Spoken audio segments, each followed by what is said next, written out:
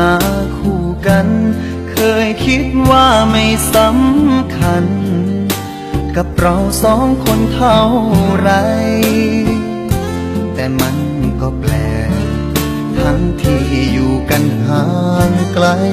เคยลองคิดดูบ้างไหมทำไมจึงมาเจอกันได้เห็นหน้ากันแค่วันละครั้งแต่หัวใจเรียกร้องจังอยากเห็นหน้าเธอนานๆมันเหมือนเป็นสุข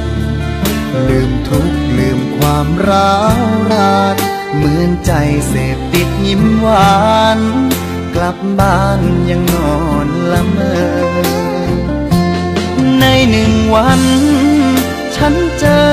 ผู้คนมากมายแต่ว่าทำไมใจจึงคิดถึงแต่เธออาการแปลกๆตั้งแต่ครั้งแรกที่เจอคล้ายดังผูกพันกับเธอตั้งแต่ปางก่อนนานมาอยากรู้ว่าเป็นบุพเพจริงไหมลองถามดูที่หัวใจว่าใครที่เธอใฝ่หามีคนคนหนึ่งเฝ้ารอแอบส่งใจมาแล้วเธอจะได้รู้ว่าฉันมาเพื่อเป็นคู่เธอ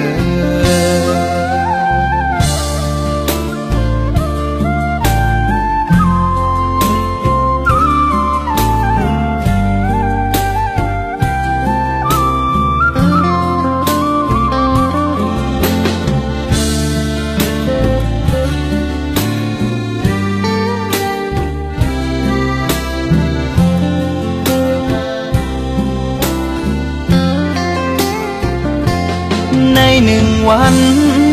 ฉันเจอผู้คนมากมายแต่ว่าทำไมใจจึงคิดถึงแต่เธออาการแปลกๆตั้งแต่ครั้งแรกที่เจอ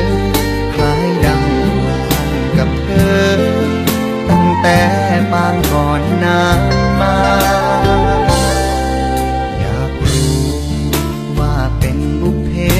จริงไหมลองถามดูที่หัวใจ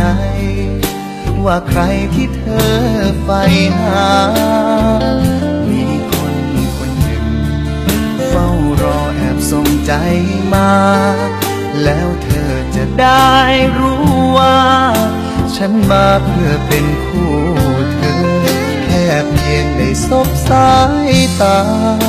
จะรู้ว่าฉันรัก